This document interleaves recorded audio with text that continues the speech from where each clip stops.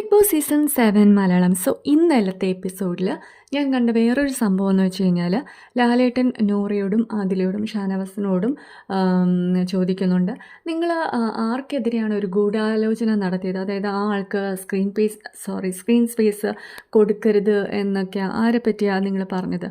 അപ്പോൾ ഷാനവാസ് പറയുന്നുണ്ട്, അത് അക്ബറിനെയാണ് പറഞ്ഞത്. അപ്പോൾ അതെന്താ, എന്ത് ദ്രോഹം അക്ബർ ചെയ്തത് എന്ന് ലാലേട്ടൻ ചോദിക്കുമ്പോൾ പറയുന്നുണ്ട്, ഇവർ മൂന്നുപേരും കൂടി പറയുന്നുണ്ട്, അത് കുത്തിത്തിരിപ്പും ദ്രോഹിച്ചുകൊണ്ടൊക്കെ ഇരിക്കും എന്നൊക്കെയാണ് അതിൻ്റെ മറുപടിയായിട്ട് പറഞ്ഞത്.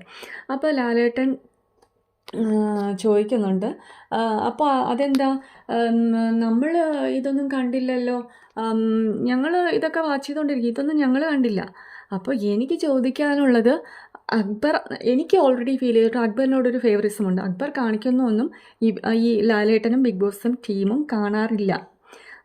അതായത് ഇതിനു മുന്നേ അനുമോൾക്ക് ഫുൾ തെറ്റാണല്ലോ, അനുമോൾക്ക് സ്ക്രീൻ സ്പേസ് കൊടുക്കരുതെന്ന് അപ്പാനിയും അതുപോലെ തന്നെ ബിന്നി, അക്ബർ, ഇതിന് മുന്നേ ഔട്ടായി പോയവരൊക്കെ ഇങ്ങനെ സംസാരിക്കുന്നുണ്ടായി. ഈവൻ ഷാനവാസ് പോലും പറഞ്ഞിട്ടുണ്ട് സ്ക്രീൻ സ്പേസ് കൊടുക്കരുതെന്ന്.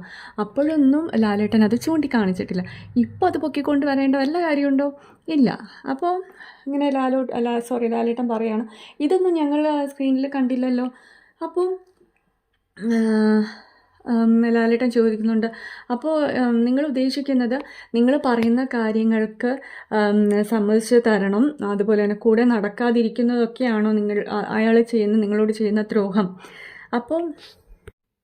അപ്പോൾ ഞാൻ ചോദിക്കുന്നത്, ഇതിനു മുന്നേ അനുമോൾ എന്ത് ദ്രോഹമാണ് ഇവരോടൊക്കെ ചെയ്തത് സ്ക്രീൻ സ്പേസ് കൊടുക്കാതിരിക്കാനായിട്ട്?